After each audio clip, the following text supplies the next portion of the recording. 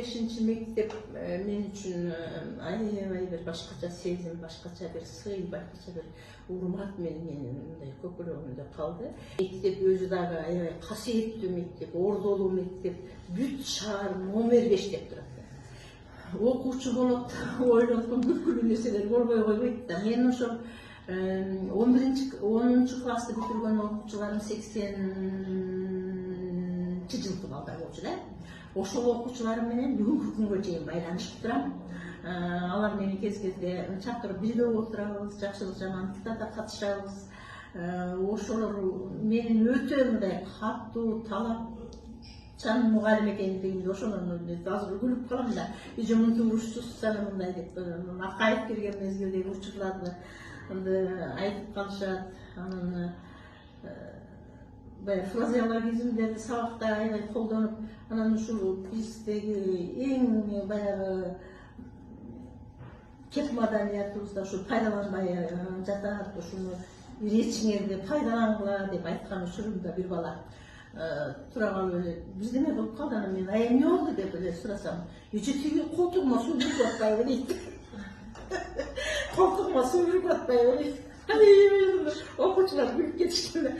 Анан бири-бирине кат жазышкан, анан өз алдынча сочинение жазышкан. Анан ошондо дагы бири-бирине аябай бир шакалалуу сөздөр менен, баягы фразеологизмдерди колдонуу менен бири-биринин мындай кылык жооптарын өздөрүнө да белгилүү да, окуучулардынча. Ошолорду айтып, анан ал жазгандарын окуп берсе, аябай кыраган кат болуп сабакта күлгөн учурларыбыз эсиме чыкты. 100 жылдык, бул 100 жыл деген бир кылым. Эң алгач 26-жылы түзүлгөн мектеп 100 жылдык юбилейин белгилеген астында турушат. Бүгүнкү күндөгү интеллигенция, мамлекетти башкарган адамдардын көпчүлүгү, мамлекеттик системада иштегендердин жоон тобушу номер 5 бүткөндөр экени сыймыктандырат да. Демек, номер 5 элге ошончолук кызмат кылды.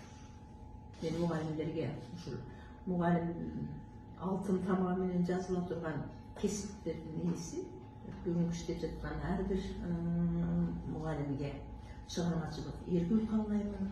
Ушул 100 жылдык юбилей жыл ар бирге шык, дем, күч, кубат берсин.